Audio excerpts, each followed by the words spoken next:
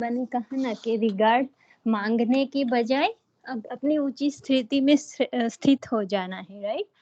बाबा जो कहता है हमें इतना सम्मान दिया है, और मुझे तो वो परम धाम वाली अच्छी लगती है कि बाबा के साथ बैठ के साक्षी होके साथी बना के बाबा को सबको देखना है पार्ट, तो खेल लगता है। और फिर उसी में मतलब रिगार्ड कोई दे ना दे हमें कोई फर्क नहीं पड़ता। और उसके बारे में बाबा ने कल बहुत अच्छा एक्सप्लेन किया है, कल की मुरली में संडे की, कि बाबा कहता कि स्वयं भगवान तुम्हें मान दे रहा है, तो तुम्हें हद के दो हाथ वाले की मान की क्या इच्छा, राइट। हमारा नाम स्वयं भगवान के दिल में है, बाबा हमारा नाम जपता है, फिर देहधारी कोई मान दे या ना दे कोई फर्क नहीं पड़ता।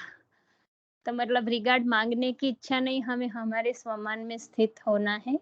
जितना जितना हम अपने को रिगार्ड देंगे, स्वयं को स्वयं, कि मैं किसकी संतान हूँ, राइट। ऑलमाइटी अथॉरिटी ने मुझे पिक किया है, सिलेक्ट किया है, गॉडली सिलेक्टेड में आत्मा हूँ। तो जब हम अपने स्वमान में ही इतना ऊंचा रहेंगे, तो फिर हमें कोई नीचे वाले दे या ना दे या अपमान करे, हमें कोई इतना मैटर नहीं करेगा। माइंड क्वेश्चन नहीं करेगा कि क्यों ऐसा किया, तुरंत पता चलेगा कि बेखेल है, ड्रामा है, कल्याणकारी है, पार्ट है। तो फिर मतलब अपनी ऊंची स्थिति होती है, तो फिर अपने आप सभी जब हम स्वमन में रहते हैं तो वो लोग अपने आप ही रिगार्ड देंगे, क्योंकि हम स्वमन में होते हैं तो हम दूसरों को भी सम्मान देते ही है, राइट। इसीलिए फिर दूसरों के हमें अपने आप मान मिलता है, किसी के लिए मांगने की जरूरत नहीं। बाबा ने कल भी बताया कि मान तो क्या है, धूप है परछाई की, वो परछाई है, राइट। धूप में बाबा कहता है माया की परछाई है। तो हम दूसरों से क्यों इच्छा रखें कि कोई रिगार्ड दे ना दे, हम आगे बढ़ रहे तो हम किसी को बताने के लिए थोड़े आगे बढ़ रहे हैं। बाबा कहते कई बच्चे इच्छा रखते हैं कि हम आगे बढ़ रहे तो दूसरे हमारा रिगार्ड रखे, राइट। पर हमें तो अपना भाग्य बनाने के लिए बाबा की नजरों में आगे बढ़ना है, कोई देखे या ना दे हमें किसी को दिखाने की जरूरत नहीं है। ओम शांति। थैंक यू आत्मा। ओम शांति। ओम शांति। तो मुरली दिखाई दे रही है? हाँ दिखाई दे रही है। ओके, 2 मिनट बाबा को याद करती।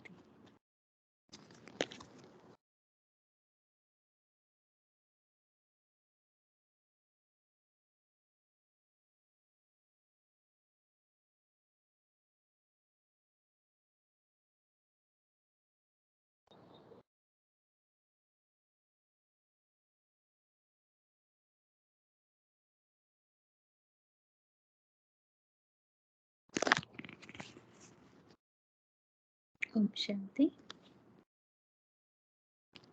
सभी को आवाज आ रही है ना? हाँ जी।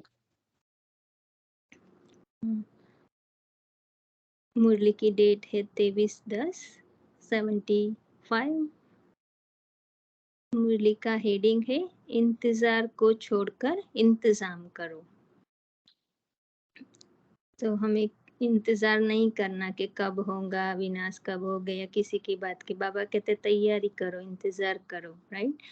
विश्व की तकदीर को ऊंचा बनाने वाले, मायावी सृष्टि का महाविनाश कर देवी सृष्टि की स्थापना करने वाले रचयिता शिव बाबा नव निर्माण के इंतजाम में एकजुट हो जाने का आह्वान करते हुए बोले, आज बाप दादा विश्व की तकदीर बनाने वाले तकदीरवान बच्चों की तस्वीर देख रहे हैं। किस किस आत्मा में कौन कौन सी तकदीर की लकीरें दिखाई देती है और कौन कौन सी अब स्पष्ट होने वाली है। हर एक के तकदीर की लकीर अपनी अपनी दिखाई दे रही है। तो बाबा आज हम सभी बच्चों की, बाबा कहता है तकदीर देख रहे, जो तकदीरवान, जो हम भगवान ने हमें सिलेक्ट किया तो हमें पहले से ही तकदीर लेकर ही आए हैं, तभी बाबा ने चुना है। तो तकदीरवान बच्चों की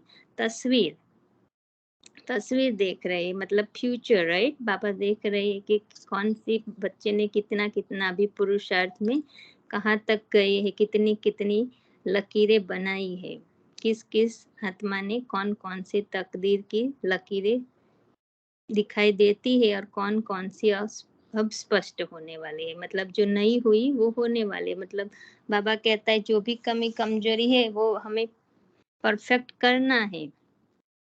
हर एक की तकदीर की अपनी अपनी दिखाई दे रही है। तकदीर की रेखाओं में मुख्य 4 सब्जेक्ट की 4 रेखाएं दिखाई देती है। बहुत थोड़े बच्चे हैं जिनकी चारों की चारों ही रेखाएं स्पष्ट है। तो बाबा जो देख रहे हैं, बाबा कहते हैं बहुत कम बच्चे हैं, बहुत थोड़ी संख्या है जिसमें चारों सब्जेक्ट में सभी रेखाएं स्पष्ट है। अर्थात चारों ही सब्जेक्ट में तदबीर द्वारा अपनी ऊंची तकदीर बनाई। तकदीर माना पुरुषार्थ। पुरुषार्थ कितना, हम मेहनत कितनी की है। तो बाबा कहते हैं सब्जेक्ट में तदबीर द्वारा अपनी तकदीर बनाई है। इस प्रमाण पास विथ ऑनर्स और फर्स्ट क्लास, फर्स्ट डिवीजन में ऐसे तकदीरवान ही आएंगे जिन्हों की चारों ही तकदीर की लकीरें स्पष्ट है। तो बाबा कहता है जो भी चारों ही सब्जेक्ट में फर्स्ट नंबर में होंगे, first class revision first class होगा, जिसका पुरुषार्थ रिजल्ट बाबा कहते हैं वही फर्स्ट डिवीजन में आएंगे, मतलब पहले सतयुग में बाबा के साथ आएंगे। पास विथ ऑनर्स की तकदीर की लकीरें चारों ही और एक समान चमकती हुई स्पष्ट दिखाई देती है, जो है अष्टरत्न। तो बाबा कहता है जो अष्टरत्न है, जो 8 रत्नों की गायन है, वो अष्टरत्न जो है बाबा के साथ, वही जो आत्माएं है उसकी चारों ही सब्जेक्ट में एक ही समान चमकती हुई लकीर स्पष्ट दिखाई देती है। मतलब चारों ही सब्जेक्ट में उस आत्माओं का ज्ञान, योग, धारणा, सेवा में बैलेंस समान होगा। दूसरे नंबर में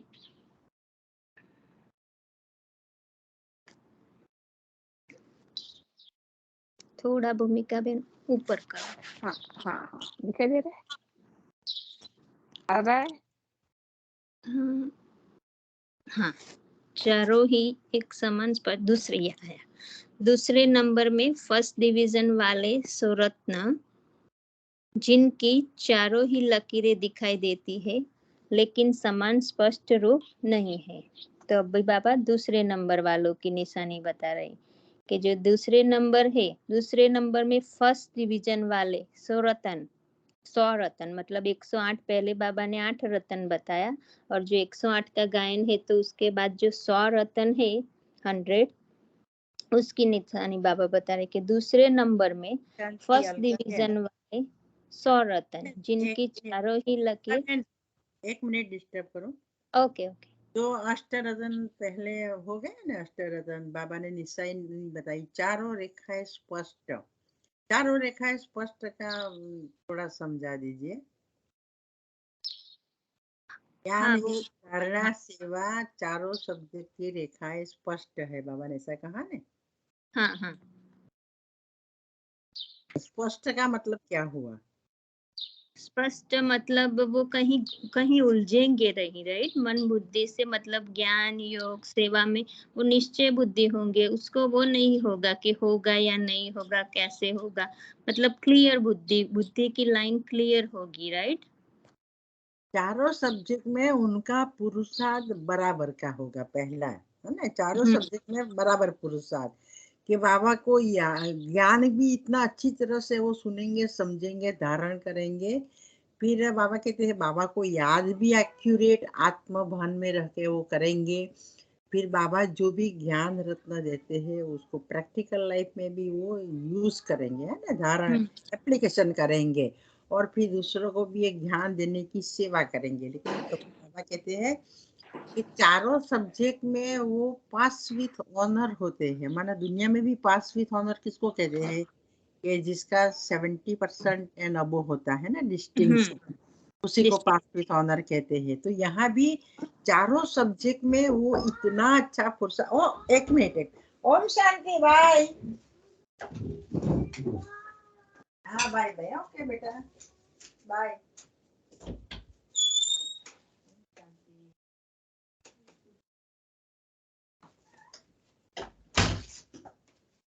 और ये my grandson is going to summer camp.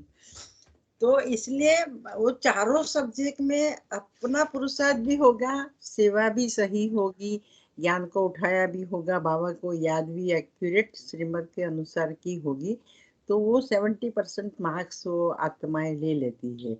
इसलिए बाबा कहते हैं कि वो आत्माएं फुल पास, तो धर्मराज भी उसको ऑनर करेगा, सलाम करेगा। ऐसी आत्माएं, हाँ वैसी आत्माएं कि जिसको धर्मराज पूरी से हाँ पसार होंगे, क्योंकि जाना है तो आया वहां से, लेकिन धर्मराज भी उसको सलाम करेंगे, माना उसके कर्म का कोई अकाउंट उसके सामने नहीं आएगा, जिसकी उसको हाँ कोई बाबा ऐसा साक्षात्कार उनको होगा कि जी जो पनिशमेंट के रूप में होगा, नहीं तो नहीं वो आत्माएं फुल पास जिसको बोलते हैं ना, पास विथ ऑनर। तो हाँ वो ऐसी अष्ट रत्न वाली आत्माओं की बाबा ने स्थिति देखी, चेकिंग में स्थिति बाबा ने मीन्स बाबा देख रहे थे, बाबा ने देखा, बाबा चेक नहीं करते हैं, बाबा देखते हैं, रिव्यू करते हैं, तो उसमें वो बाबा ने कैटेगराइज किया कि वो आत्माएं अष्टरत्न में आएगी, आ सकती भी नहीं, आएगी। हाँ फिक्स नंबर तो 8 रत्नों का फिक्स ही है। तो हम हमेशा अष्टरत्न डिस्कशन करते हैं ना, लेकिन बाबा मुरली में ही देखो, अव्यक्त मुरली में ही सब बताते हैं कि अष्टरत्न में कौन आ सकते हैं, कौन आत्मा आ सकती है। तो बाबा ने ये निशानी बताई उसकी, है ना, कि चारों सब्जेक्ट में स्पष्ट रेखा, ऐसा मैं समझती हूँ, ठीक है ना। हाँ, बहुत बढ़िया। हाँ हाँ सुंदर समझाया आपने। हाँ अभी 5 आत्माओं की बात करते हैं, जो 100 अभी 100 आत्माओं जो बाकी रही 108 में। 100 आत्माएं, हाँ माला की 100 आत्माएं अभी, उसको बाबा फर्स्ट डिवीजन बताते हैं ना, तो उसको बताइए। हाँ। शुक्रिया का शुक्रिया। बाबा कहते हैं कि जो भी सुनते हो ज्ञान, उसको क्लियर करते जाओ बुद्धि में। हाँ। दफा बैठ नहीं, जाए, अच्छा आपने अच्छा समझा। एक दफा बैठ जाएगा नहीं, फिर बार बार उसको समझना नहीं पड़ेगा, बैठ ही जाएगा, वो छप जाएगा। अष्टरत्न का हो गया, ठीक है, अभी आप आगे बताइए। अब दूसरे नंबर में फर्स्ट डिवीजन वाले 100 रत्न, जिनके चारों ही लकीरें दिखाई देती है, लेकिन समान स्पष्ट रूप में नहीं है। तो मतलब जो आपने 4 सब्जेक्ट समझाया, बाबा कहते हैं ये चारों में समान नहीं, मतलब बैलेंस नहीं एक समान चारों ही सब्जेक्ट में, कोई ज्यादा तेज, कोई कुछ कम। सेकंड डिवीजन 16,000, अभी बाबा 16,000 की बात कर रहे हैं। उन 16,000 में से पहले 2-3 हजार की रेखाओं में 4 सब्जेक्ट में 3 सब्जेक्ट फर्स्ट डिवीजन वाले बाबा ने एक ही सेंटेंस में बता दिया। हाँ, कि चारों सब्जेक्ट में वो तो पास है, ठीक है ना, चारों सब्जेक्ट में वो उस मत के अनुसार किया है, लेकिन समान स्पष्ट रूप से नहीं है, दिखाई देता। हाँ चारों सब्जेक्ट की एक समान नहीं है। ने जो श्रीमत के अनुसार बताया है कि आत्मा स्वरूप में रहने का सब किया है, उनको भी समझा है, सेवा भी की है, धारण भी किया है, लेकिन समान रूप से नहीं है। किसी में 50 मार्क्स होगा, किसी में 60 होगा, किसी में 65 मार्क्स होगा, ऐसा तो समान रूप से नहीं है।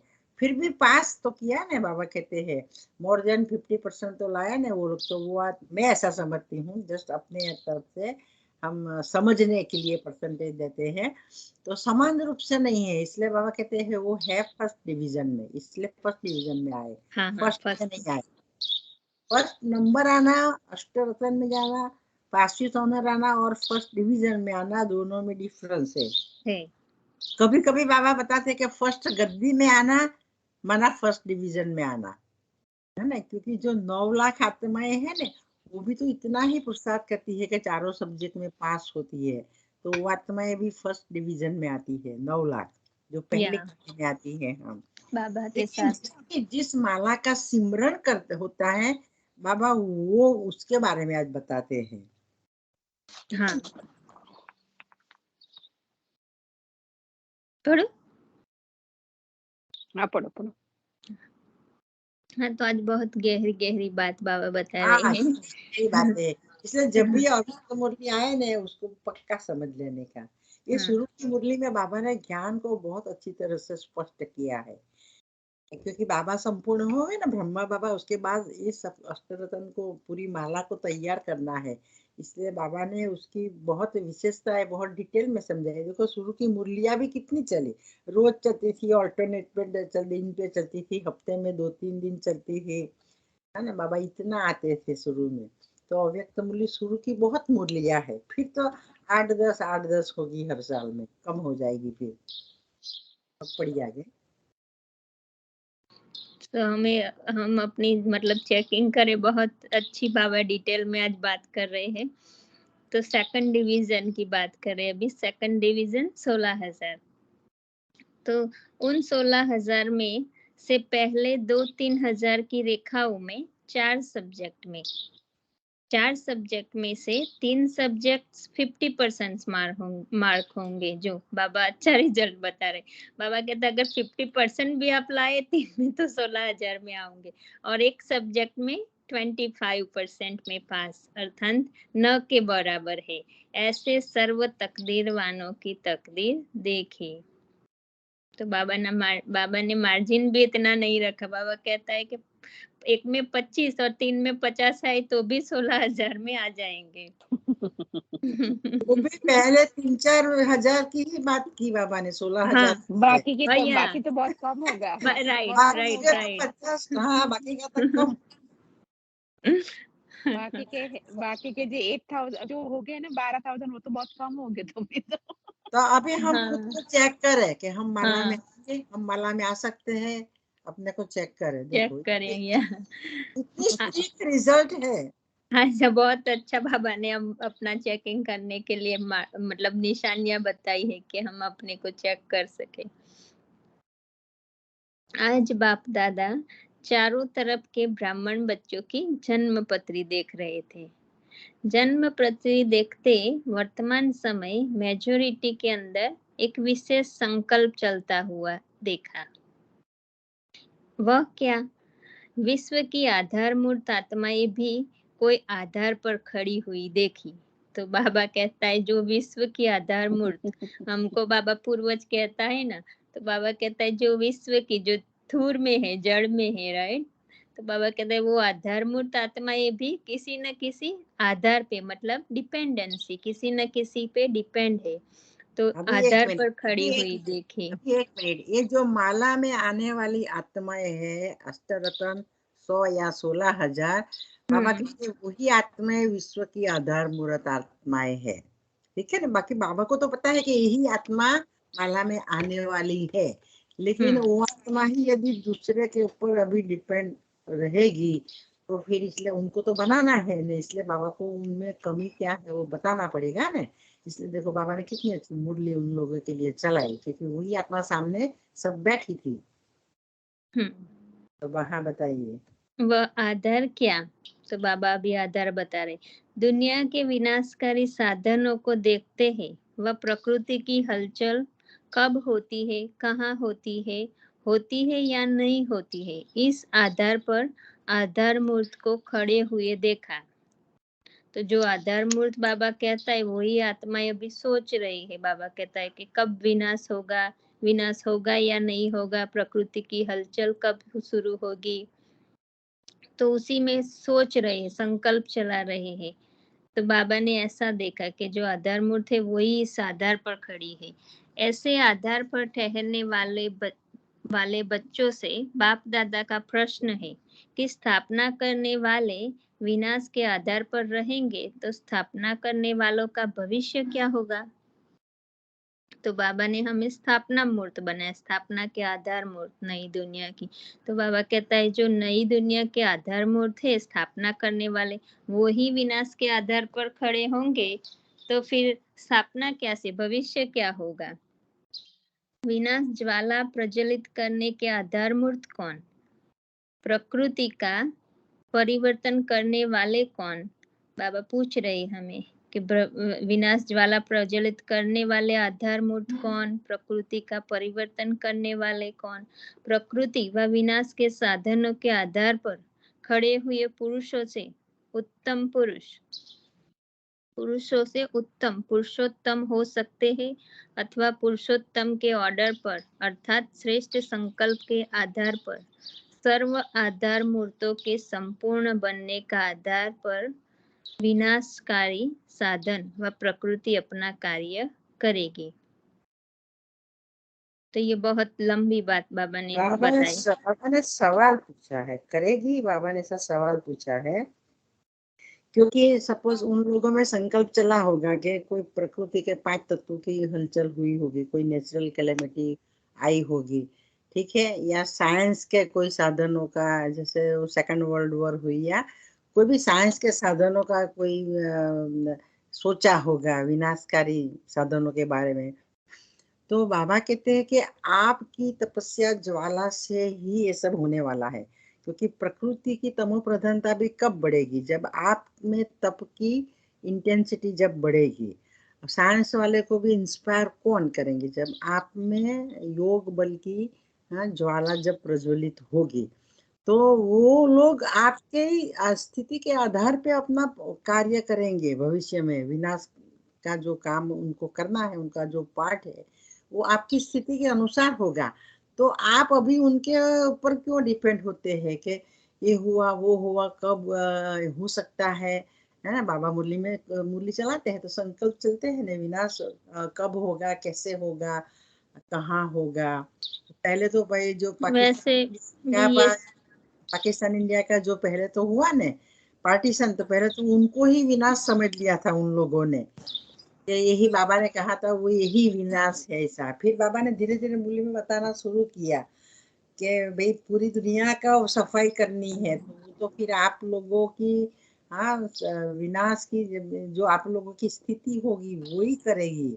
तो बाबा वही आज याद दिला रहे हैं कि आप प्रकृति उत्तम है या आप आत्मा पुरुषोत्तम है। बाबा ने आत्मा को बताया है कि प्रकृति आप पुरुषोत्तम आधारभूत का किसी आधार पर रहना उनको अधिकारी कहेंगे नहीं, वो आगे वाली बात है। आप पीछे जाते हैं, पीछे क्या कहा, प्रकृति व विनाश के साधनों के आधार पर खड़े हुए पुरुषों से उत्तम पुरुषोत्तम हो सकते हैं अथवा पुरुषोत्तम के ऑर्डर पर, अर्थात मतलब आप पुरुष है, आत्मा है, आपके आधार पे तो वो खड़े हैं।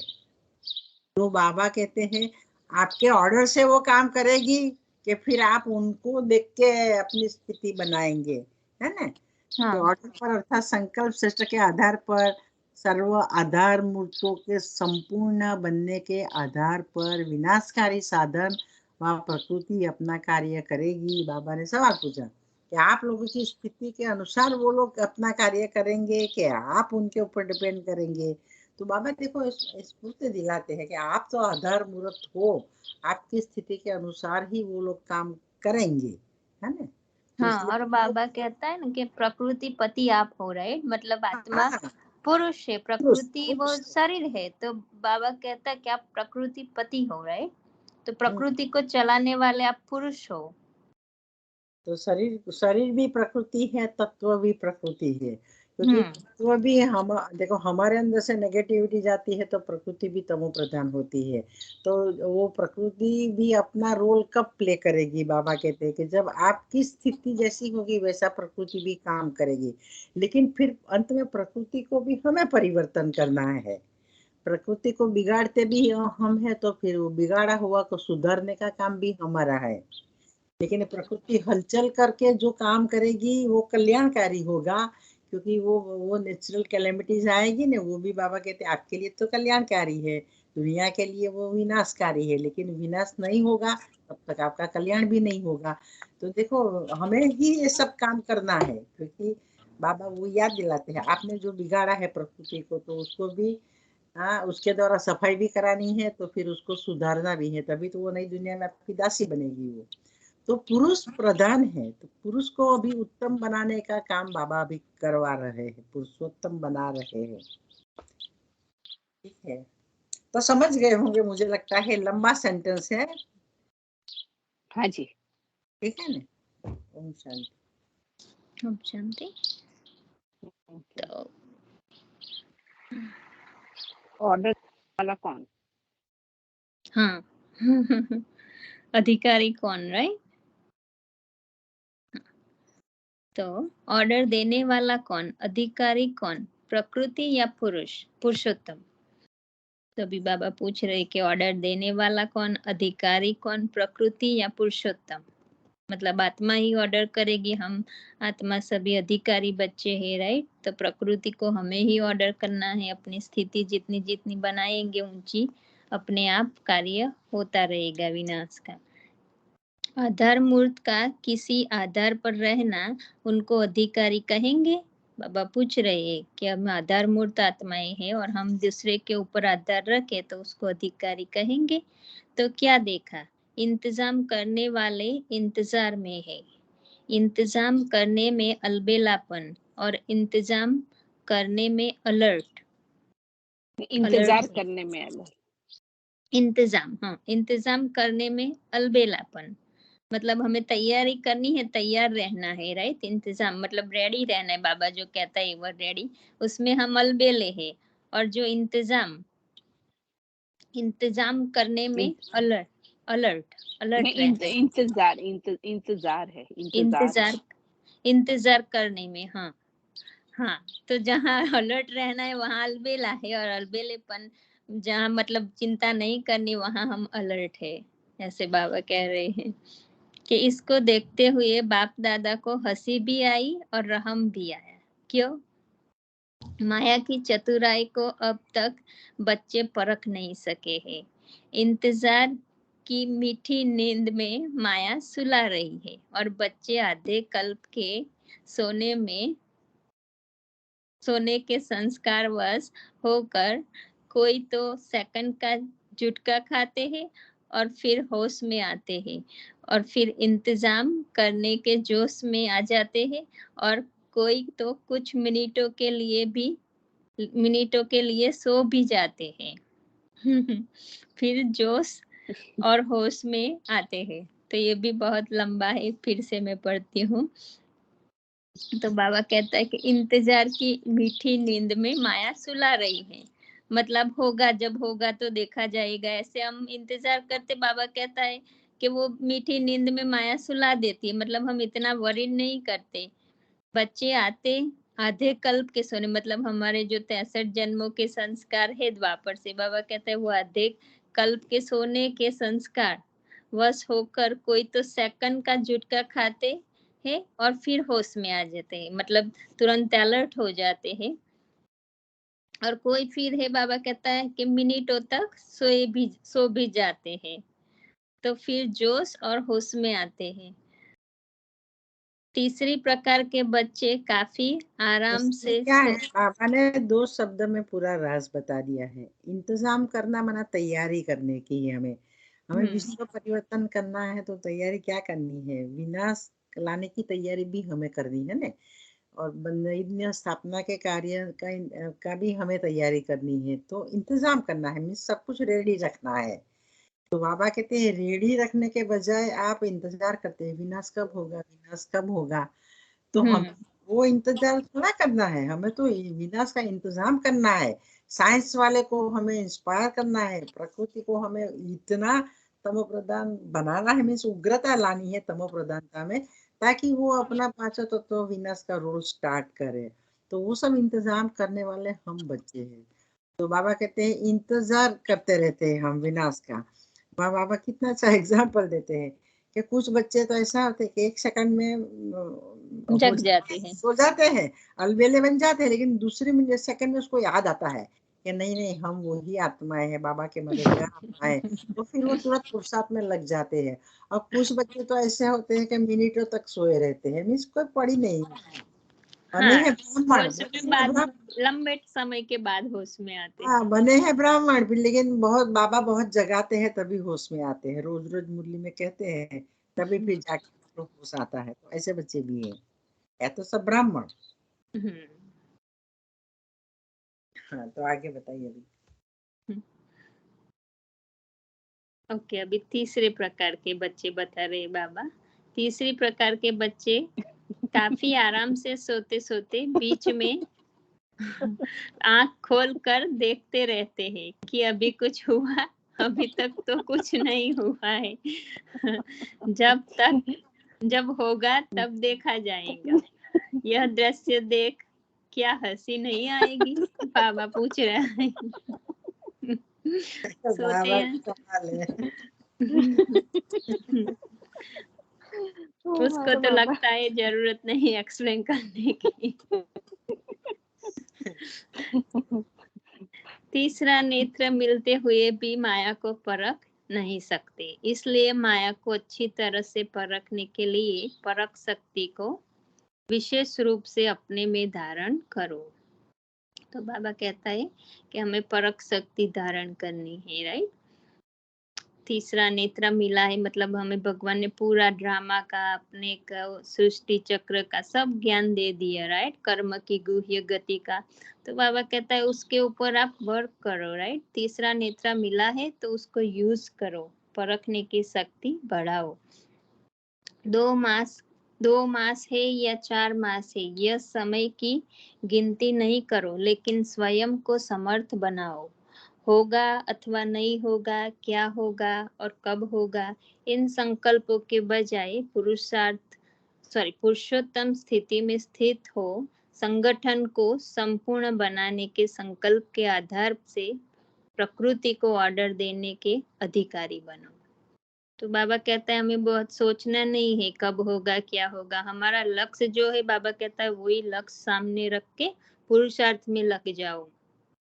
कैसे होगा कब होगा ये सब व्यर्थ संकल्पों में नहीं जाओ। स्थिति में, ऊंची स्थिति में हमें श्रेष्ठ होना है, स्थित होकर बाबा कहता है श्रेष्ठ बन जाओ।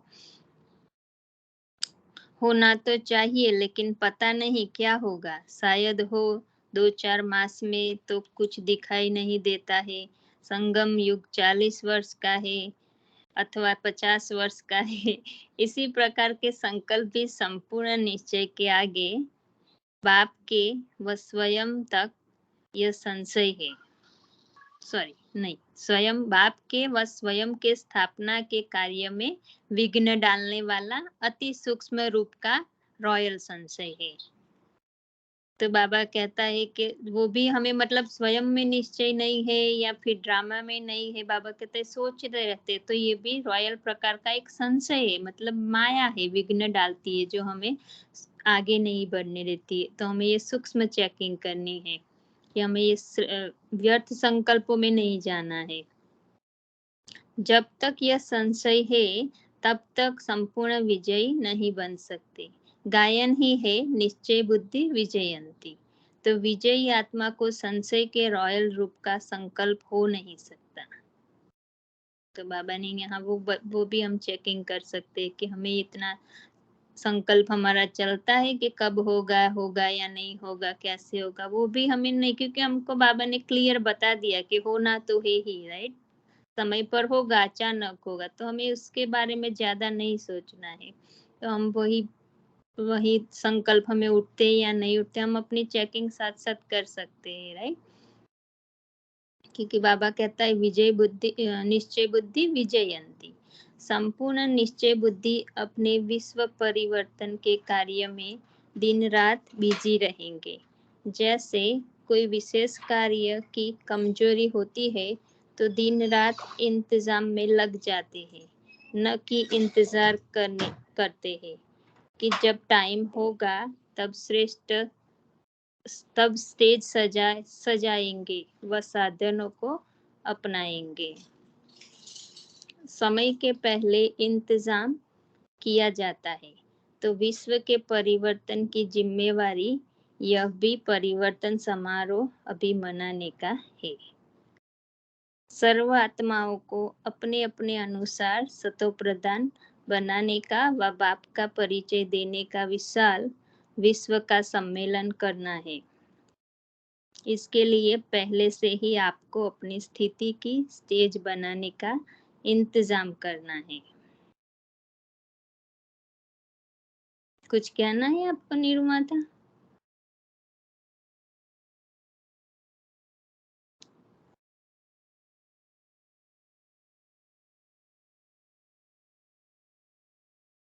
आप कंटिन्यू करें या उस समय करोगे? अच्छी लाइन पढ़ी।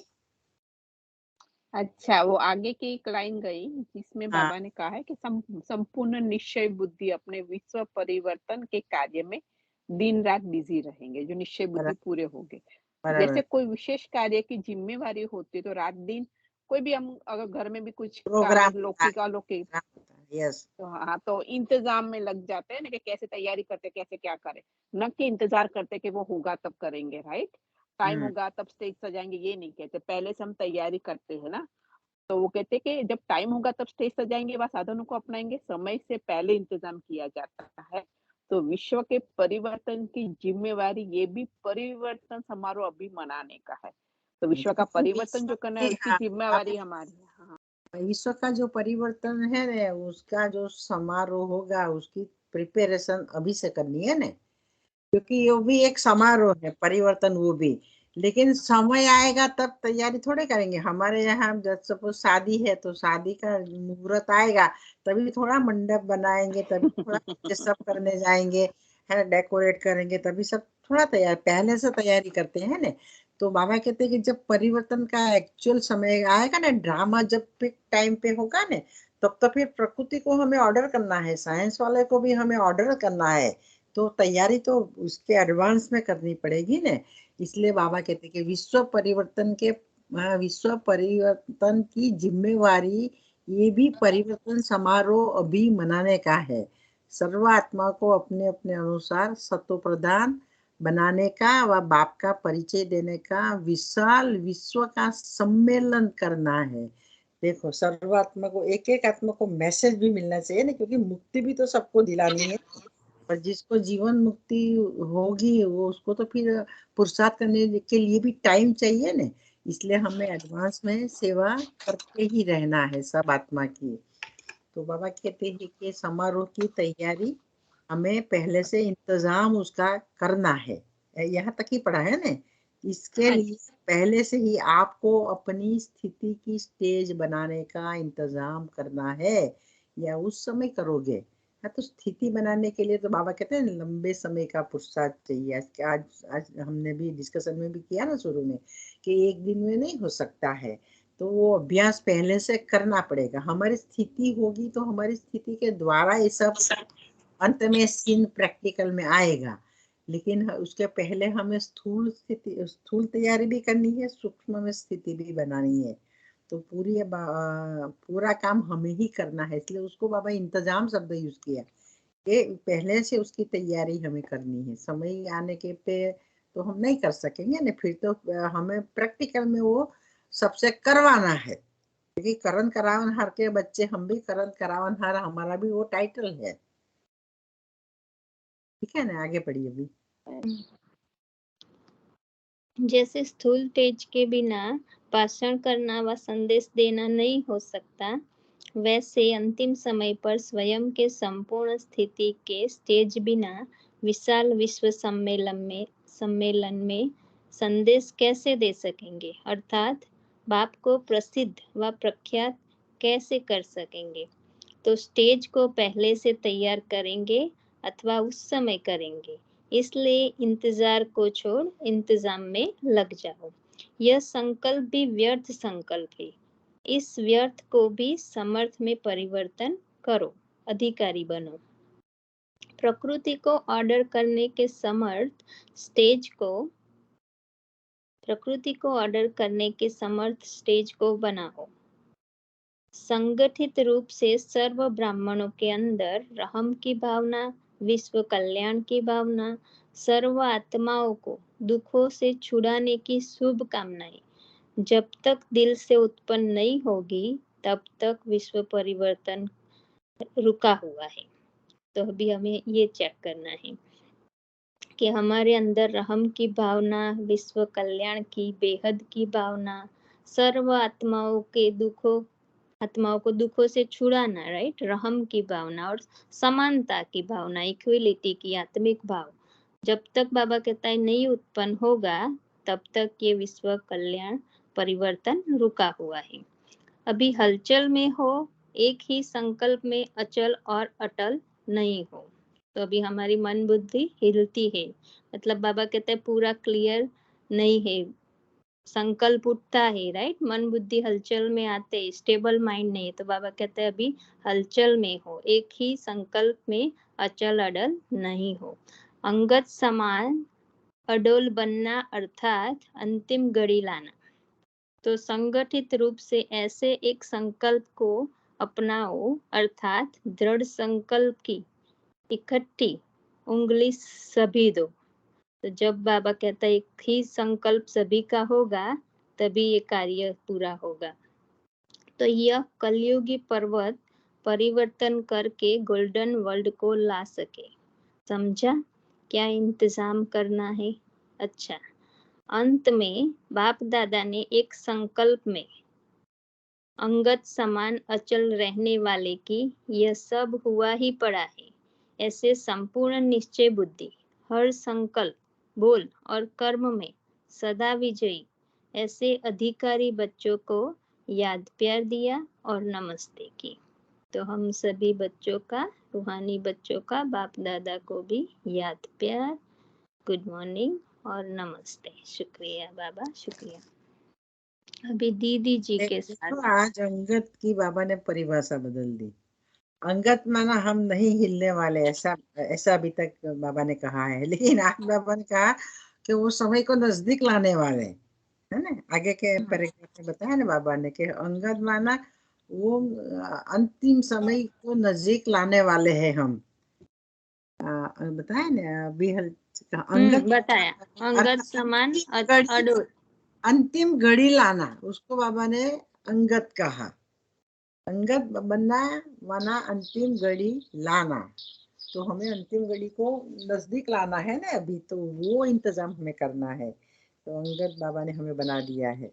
देखो दादिया वगैरह सब उसी टाइम में महारथी बाबा के सामने थे ना, तो बाबा कहते आप तो अधर मूर्त आत्माएं हो, तो आप ही तो निमित्त हो, आप ही तो माला के मन के हो, तो बस सबको बोला कि आपके मन में फिर हलचल नहीं होना चाहिए, या आपको डिपेंड नहीं होना चाहिए दुनिया की परिस्थितियों के ऊपर। तो बाबा तैयार कर रहे हैं आत्माओं को कि आप पावरफुल होंगे, आपकी स्थिति अच्छी होगी तभी विनाश नजदीक आएगा, नहीं तो सभी हाँ इतना पास में नहीं आएगा, समीप नहीं आएगा। तो इतनी अच्छी मुरली बाबा ने चलाई है, सब कुछ डिटेल में समझा दिया है, इसलिए अभी रिपीट करने की जरूरत नहीं है। और सारांश में बाबा ने क्या दादी जी से बात की। अच्छा, दीदी जी के साथ और मुलाकात, मनमोहिनी मनमोहिनी दीदी, का हाँ, मंथ है ना, ये मंथ है ना उसका, तो 28 जुलाई। 8 जुलाई दीदी का संपूर्णता का मंथ है, तो दीदी से बात किया, ठीक है। तो बाबा कहते हैं संगठन का बल अर्थात एक ही संकल्प। रूहानी यात्री जो डबल यात्रा करने आते हैं, एक मधुबन की यात्रा, दूसरी विशेष मधुबन में रूहानी यात्रा। तो डबल यात्रा करने वाले यात्री जो भी आते हैं वह आराम से अपनी यात्रा सफल करके जाते हैं, सब संतुष्ट रहते हैं।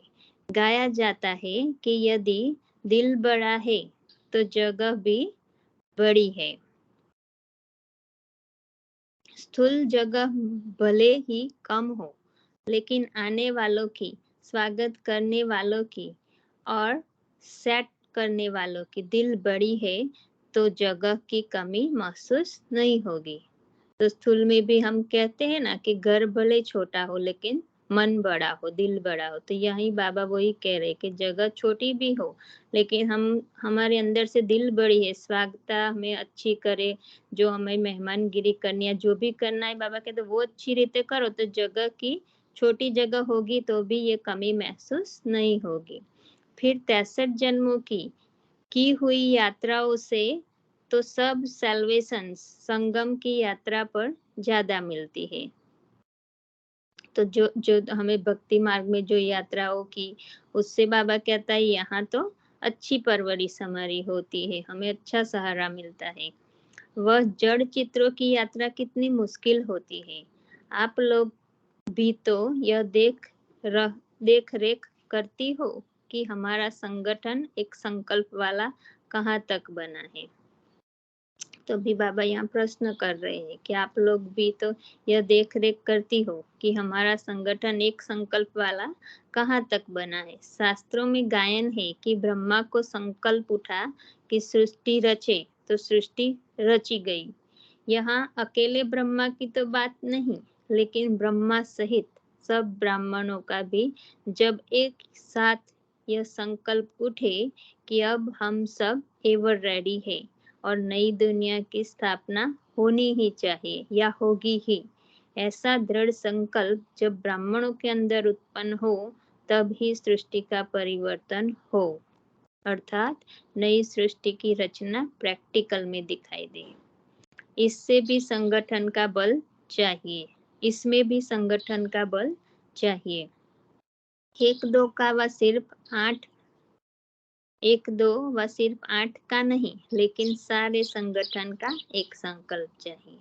संकल्प से सृष्टि रचना, इसका रहस्य इस प्रकार से है। संकल्प उत्पन्न होगा और सेकंड में समाप्ति का नगाड़ा बजना शुरू हो जाएगा। तो जब हम सब ब्राह्मणों का बाबा कहता है एक ही संकल्प एक साथ उठेगा, तभी ये समाप्ति का नगाड़ा बजना शुरू हो जाएगा। मतलब वो प्रकृति जो अपना कार्य करने वाली है वो शुरू कर देगी। एक तरफ समाप्ति का नगाड़ा। बाबा ने मनमोहिनी दी को याद कराया कि शास्त्रों में ब्रह्मा का गायन है कि संकल्प उठा, संकल्प से सृष्टि रची। लेकिन बाबा कहते हैं कि ब्रह्मा तो अव्यक्त हो गए ना, लेकिन अब खाली ब्रह्मा का नहीं, आप सब ब्राह्मण बच्चों का एक ही संकल्प होना हो कि अभी तो सृष्टि का परिवर्तन होना ही है ना। तो वो सब आप सब में यूनिटी होगी, सबका एक संकल्प होगा, तभी तो ये काम शक्य हो सकता है ना।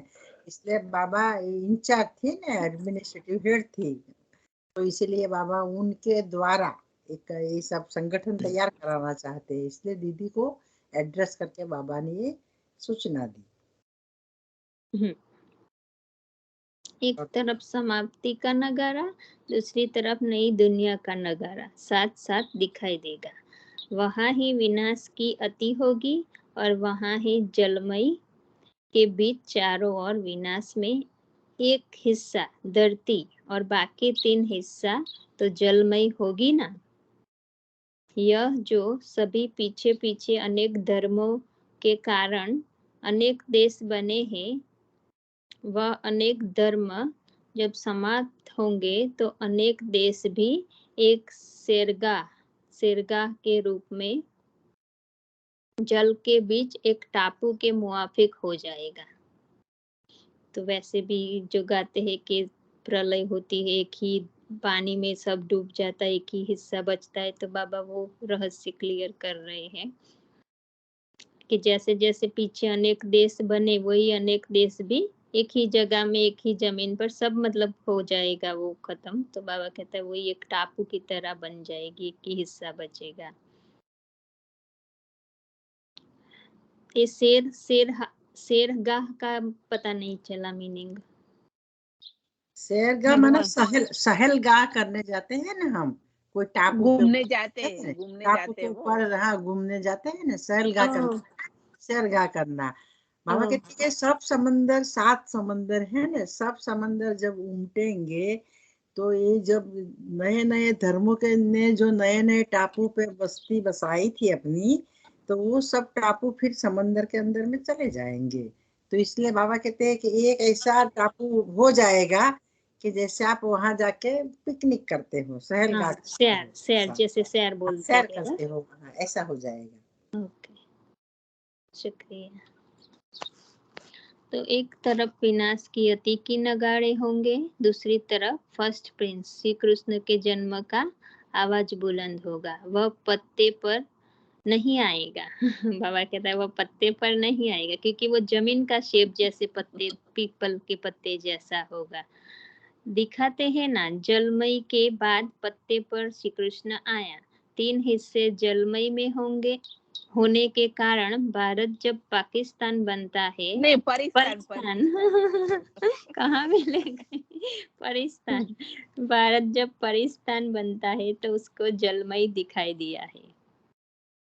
ऐसे जलमयी के बीच पहला पत्ता जो फर्स्ट आत्मा है, उनके जन्म का चारों ओर आवाज प्रसिद्ध होगा कि फर्स्ट प्रिंस प्रत्यक्ष हो चुका है, जन्म हो चुका है, तो वह भी अति में होगा, अर्थात जलमय के 3 हिस्से का नजारा होगा और एक हिस्सा भारत परिस्तान के रूप में प्रकट होगा, जो दिखाते हैं कि सोने की द्वारिका पानी में निकल आई, लेकिन पानी से नहीं, 3 हिस्से पानी में होंगे, इसलिए पानी के बीच सोने की द्वारिका दिखाई देगी। तो वो भी बाबा ने वो क्लास क्लियर किया जो तो भक्ति इतना में एरिया इतना प्रकृति साफ कर देगी। अभी लोग बोलते हैं ना श्री कृष्ण का जन्म हो गया है, ब्रह्मा बाबा ले गए हैं, लेकिन बाबा कहते हैं वो नजारा ऐसा होगा, इतना जोग्राफिकल चेंजेस होगा, इतना धरती कम होगा कि बहुत सारा एरिया समंदर में गर्क हो जाएगा, कुछ टुकड़ा ही बचेगा। और जहाँ एडवांस पार्टी अभी काम कर रही है, ये बहुत राज की बात है, उसको इतना अच्छा वो एरिया को बना देगा ना बाबा के, जैसे कि वो सोने की द्वारिका है ऐसा लगेगा। तो सोने की द्वारिका पानी से निकल नहीं आती है, लेकिन इतनी सफाई पानी वहां हो चारों जाएगी, ओर। इतनी सफाई हो जाएगी, फिर वहां सोने की द्वारिका बनाई जाएगी, सोना के महल वहां बनाए जाएंगे। तो वो जमुना का कंठा ही वही एरिया होगा। दिल्ली वाले को बाबा क्यों इतनी सेवा देते हैं? क्योंकि वहां वो जगह बनानी ही है ऐसी, क्योंकि श्री कृष्ण वहां आने वाले हैं। हाँ। देखो कितनी रहस्य की बात बाबा मुरली में इनडायरेक्ट बता देते हैं सब। जिसका है तो शास्त्रवादियों ने शास्त्र बनाया है, कुछ तो सही लिखा है, लेकिन उनको पूरा पता नहीं है ना, आटे में इसलिए नमक कहते हैं ना बाबा, थोड़ा थोड़ा। कहते हैं बाबा। अच्छा, तो इसलिए कहते हैं कि सोने की द्वारिका पानी से निकल आई। सिर्फ उस बात का पूरा वर्णन नहीं कर सके हैं और इसी समय पर फर्स्ट आत्मा के जन्म की जय जयकार होगी। ऐसे नजारे सामने आते हैं तो पुरानी दुनिया के महाविनाश का नगाड़ा और नए फर्स्ट प्रिंस के जन्म का नजारा साथ साथ दिखाई देगा।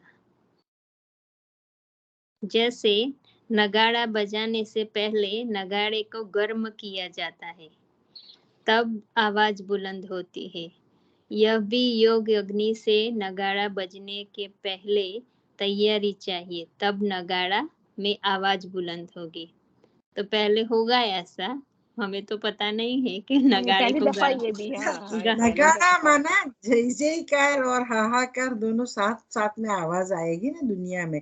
एक तरफ इतना विनाश होगा और एक तरफ श्री कृष्ण का जन्म होगा ना, तो नहीं, वो तो ब्रह्मांड बात समझ में आई, पर जो गरम करने की स्थूल की बात बाबा ने गरम बताई करने ना। का माना योग अग्नि प्रज्वलित करने की है।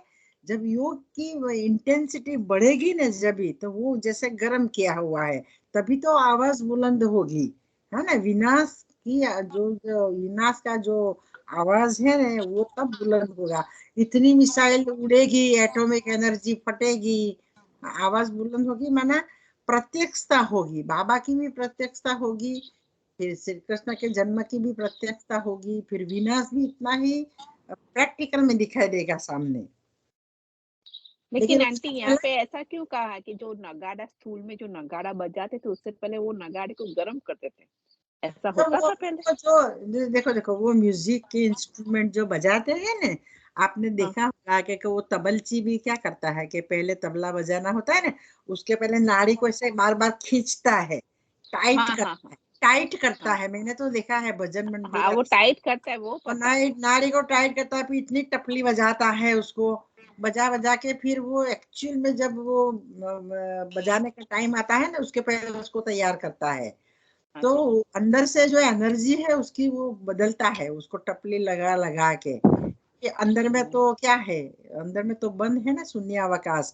तो वो एनर्जी जब हाथ से अपनी उंगली से इतनी गर्मी दे दे के उस जगह को पावरफुल बनाता है, तभी तो वो जब फिर सुर में आता है तभी इतनी अच्छी आवाज देता है। तो वो उन लोग का मैंने ऐसे लिया बाबा का वो, हम एक्सरसाइज के पहले वो वार्म अप करते हैं ना, हाँ राइट, ऐसे लिया मैंने कि वार्म अप, राइट। हाँ, किसी कोई कुछ भी काम करते हैं हम वार्म अप पहले करते हैं, राइट। कोई भी काम That's शुरू करने के पहले, राइट? सो हाँ बाबा ने, मैंने ऐसे लिया कि बाबा ने बोला कि वार्म अप करना है इससे पहले, नगारे को गरम करना है। तो करना मैंने, है। हाँ, तो मैंने इसी अर्थ में लिया कि हम वार्म अप करते हैं पहले, जैसे नीरुमा ने बताया ना कि वो स्ट्रिंग खींचते हैं, ऊपर टपली मारते हैं, वो वार्म अप ही हुआ ना, हाँ। तो बाबा राइट? हमें वार्म अप कैसे हाँ, करना है वो हाँ, बताते हैं। हाँ, योग अभ्यास रोज क्यों कराते हैं बाबा? कि आप इतना हम्म, योग का अभ्यास करो ताकि आप आत्मा की एनर्जी को इतना जागृत करें, है ना? क्योंकि हम तो देहभान में है ना, आत्मभान में रहने का अभी तक भी सबको पूछो दिल से, कितना परसेंटेज हम आत्मभान में स्थित कर सकते हैं, कितना टाइम कर सकते हैं। तो बाबा को इतना 100 साल अभ्यास कराना पड़ता है, तभी तो वो वार्म अप होगी, तभी तो वो ज्वाला पकड़ेगी, तभी तो वो विनाश कराएगी ना। तो शंकर भी क्या है, तपस्या का उग्र रूप की ही तो यादगार है। तो शंकर के साथ हम भी सब ब्रह्मा के साथ हम भी सब ब्राह्मणों में इतनी तपस्या की ज्वाला जब प्रगटेगी, तभी तो फिर बाबा कहते विनाश का सीन लास्ट में आएगा। साइंस वाले को भी तभी प्रेरणा मिलेगी, प्रकृति की भी तभी प्रेरणा मिलेगी, है ना? बाबा कभी कहते हैं ना, ऑर्डर मांगती है प्रकृति, तो प्रकृति को ऑर्डर भी दिलाने वाले कौन है? हम ही तो है, योगी बच्चे। तो हमारी योग की ज्वाला जितनी पावरफुल होगी ना, उतना वो ज्यादा भड़केगी। जैसे सबकी इकट्ठी कलेक्टिवली होनी चाहिए। जो अपने यज्ञ में भी क्या है, लास्ट में सब कुछ डाल देते हैं तो भड़कता है वो, सब घी भी डाल देते हैं, तिल जो भी डाल देते हैं, तो उसकी ज्वाला कितनी बड़ी होती है। तो अभी राग है ना, अभी हाँ, तो बाबा बाबा के कहते बच्चों में बहुत राग है, वैराग नहीं आया अभी, तो बाबा इसीलिए। कहते हैं कि 33 करोड़ ब्राह्मीण आत्माओं की योग की तपस्या जब इतनी इंटेंसिटी में बढ़ेगी, तभी तो साइंस वाले मिसाइल छोड़ेंगे, एटम बम छोड़ेंगे, प्रकृति के पांचों तत्व भी तभी हलचल करेंगे। तो वो हमारी स्थिति ही वो कराएगी सब। इसलिए बाबा कहते हैं चलो, कि आवाज बुलंद करो। आज लंबी ओम मुरली है शांति। ना भूमिका हाँ, में। नहीं, उषा दीदी हाँ का भी जी। एक बहुत अच्छा लेक्चर है उसमें कि जब विनाश होगा तब भी रियल योग भी तभी होगा, अभी तो कुछ नहीं है योग, तब असली योग होगा। उसका एक क्लास में मैंने सुना था, उषा दीदी की क्लास में, कि जब विनाश के टाइम योग होगा ना, वही रियल योग होगा। पढ़ो। हाँ, पढ़ो पढ़ो। वो सारी बाकी है, मैंने कहा खत्म हो जब गई कि डिस्कस करेगी जब सारी। पता नहीं अभी मुझे कितनी क्योंकि मैं जॉब पे थी तो मैं रीड नहीं करी, मैं है। सुन ही रही थी। आज सॉरी आज सर, कंटिन्यू करो। ये जब लास्ट वीक है, आज दिस इज आज लास्ट वीक। पिछले 3 दफा से आने के थे ना, इसीलिए 3 वीक से आप आ नहीं सकते थे, इसलिए बाबा ने लंबी मूली आपको दे दी। बच्चा लंबी मूली पढ़ लो 3 दफा। जब शरीर को चलाना आ जाएगा, तब राज्य चलाना आ जाएगा। तो बाबा कहता है नहीं, आज नहीं, भी नहीं, नहीं, हमें आगे अभी योग यज्ञ से नगड़ा बजने से पहले तैयारी, तब वो अभी नहीं पढ़ा मैंने। ओके, तो अच्छा नहीं पढ़ा वो। ओके ओके, यह भी योग अग्नि से नगाड़ा बजने से पहले तैयारी चाहिए, तब नगाड़े में आवाज बुलंद होगी। इंतजाम में लगे हुए हो ना, इंतजार करने वालों को इंतजाम में लगाओ, तब जय जयकार हो जाएगी। जब शरीर को चलाना आ जाएगा, तब राज्य चलाना आ जाएगा। शरीर को चलाना अर्थात राज्य करना। तो मतलब हम जितना जितना आत्मिक स्थिति में स्थित होकर अपनी प्रकृति को चलाएंगे, कर्मेंद्रियों को चलाएंगे, बाबा कहता है उतना ही फिर वहाँ राज्य करना आ जाएगा।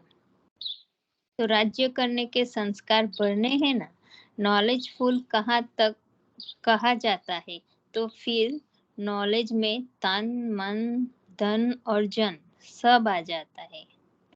तो बाबा ने हमें एक स्पेशल मुरली चलाई थी ना, अव्यक्त मुरली, जिसमें बाबा ने तन की शक्ति, मन की, धन की, जन की, उस पूरी डिटेल में बहुत समझाया था 89 में। तो वो भी बहुत अच्छी मुरली है, उसमें बहुत क्लेरिफाई बाबा ने किया। नॉलेजफुल कहा जाता है तो फुल नॉलेज में तन मन धन और जन सब आ जाता है। अगर एक की भी नॉलेज कम है तो नॉलेजफुल नहीं कहेंगे, समझा? सदा सफलता मूर्त बनने का आधार भी नॉलेजफुल है। नॉलेज नहीं तो सफलता मूर्त भी नहीं हो सकते। समय प्रमाण पुरुषार्थ की गति भी तीव्र होनी चाहिए। समय की रफ्तार तेज है और चलाने वालों की रफ्तार ढीली है। चलने वालों की रफ्तार भी ढीली है तो समय पर कैसे पहुंचेंगे? एक बल एक भरोसा, यह है मुख्य सब्जेक्ट। तो एक बल एक भरोसा, आज बाबा कहता है यह है मुख्य सब्जेक्ट। हर समय एक की ही याद में एक रस रहना, इसी पुरुषार्थ में ही सदा सफल हो तो मंजिल एक्चुअली है ना। मंजिल हो इसी जाएगी। पुरुषार्थ में ही सदा सफल हो तो मंजिल पर पहुंच ही जाएंगे। जो अटूट स्नेह में रहते हैं उनको सहयोग भी स्वतः प्राप्त होता है। मुरली है लाठी, इस लाठी के आधार से कोई कमी भी होगी तो वह भर जाएगी। यह आधार ही अपने घर तक और अपने राज्य तक पहुंचाएगा, लेकिन लक्ष्य से नियम पूर्वक नहीं, लेकिन लगन से। तो बाबा कहते हैं मुरली भी हम सुने तो केवल नियम अनुसार नहीं सुननी, लक्ष्य से सुनिए, लगन से सुनिए। तो लगन से ही मुरली पढ़ना व सुनना, अर्थात मुरली की लगन में रहना। मुरलीधर से स्नेह की निशानी मुरलीधर से स्नेह, मुरलीधर से स्नेह की निशानी मुरली है। जितना मुरली से स्नेह है उतना ही समझो मुरलीधर से भी स्नेह है। सच्चे ब्राह्मण की परख मुरली से होगी। मुरली से लगन अर्थात सच्चा ब्राह्मण। मुरली से लगन कम अर्थात हाफ कास्ट ब्राह्मण। तो बाबा ने आज मुझे बहुत अच्छी ओम शांति, थैंक यू दोनों निमित्त आत्माओं को। बाबा ने आज लास्ट में बता दिया कि हमारी सच्ची परख है मुरली से। अगर मुरली से लगन है तभी हम सच्चे ब्राह्मण हैं, क्योंकि मुरली ही हमें सिखाती है, बाबा का ज्ञान हमें ज्ञान के रत्नों से भरपूर करती है। बाबा ने कहा मुरली है लाठी, लाठी पकड़ के बूढ़ा आदमी मंजिल तक पहुंच जाता है ना, अंधा भी मंजिल तक पहुंच जाता है। सही है। मंजिल तक पहुंचना है तो हमारा सहारा क्या है? बेस है मुरली। चेक करो हम हाफ कास्ट ब्राह्मण है कि फुल कास्ट ब्राह्मण है। बाबा ने आज इंतजाम का बहुत अच्छा बताया। मैंने अपने आप को चेक भी किया, मैं सेकंड में आई थी। समटाइम बाबा बोलते थे ना कि समटाइम इंतजाम करने में सो पड़ते हैं कभी उठ जाते हैं। थर्ड में नहीं आए थे कि कब आएगा तब करेंगे, वहां तो नहीं है, बट सेकंड तक पहुंचे बाबा ने कहा सो जाना हाँ, ये माया का रूप अभी है। हाँ वो है अभी हम में तो मैं चेक कर रही थी अपने आप को। मैंने सोचा आज बाबा पूरी तरह बता रहे हैं हम कहाँ पहुंचे हैं। सो बहुत बहुत अच्छा लगा। आप सबने बहुत अच्छा समझाया। इंतजाम का भी बहुत अच्छा समझाया बाबा ने, कि भाई बोलते हैं कि भैया जब आएगा तब कर लेंगे, ऐसा नहीं है, अभी से इंतजाम करो। इंतजार नहीं करना है विनाश कब होगा। और वहां हम संशय भी लाए, अब वो भी सोचे तो वो भी संशय हुआ ड्रामा में और बाबा में। सो वो भी आज बाबा ने सम टाइम हमें हो जाता है ना कहीं कहीं अंदर कि बाबा बोलते हैं कब आएगा कब होगा। तो आज बाबा ने वो भी बता दिया कि वो भी ड्रामा के अनुसार समझो, संशय नहीं लाना है। तो थैंक यू और बाबा ने सब बता आत्माएं। दिया है मुरली नियम से नहीं सुननी है, मुरली लगन से सुननी है। लगन से यस। खाली मुरली क्लास आज सुनी नहीं है, पता आज मेरी रह गई करके सुन लिया, वो जस्ट ऐसे ही खत्म किया कि भाई आज मेरी रह गई है सुन लिया, बट लगन से सुननी है, ऐसे नहीं सुननी है। और बाबा ने आज ये भी बताया कि first division, second division, third division में वो बहुत अच्छे से समझाया आज। फिर से वो कौन सी डेट है फिर से आज? ये बहुत 23rd अक्टूबर 75 की मूवी है। Let me write down 23rd अक्टूबर। ओके 75। ओके आज इसमें ओके सेल्फ चेकिंग बहुत है कि हम कौन से डिवीजन में हाँ थर्ड डिवीजन में इसलिए अच्छा लगा, बहुत अच्छा लगा। सब अच्छी होती है बट इसमें थोड़ा सेल्फ चेकिंग बहुत है, बहुत है। इसीलिए बाबा कहते हैं ना, एंड तक नहीं, अभी से आपको तैयार हो जाना है। हाँ आप ही हम्म है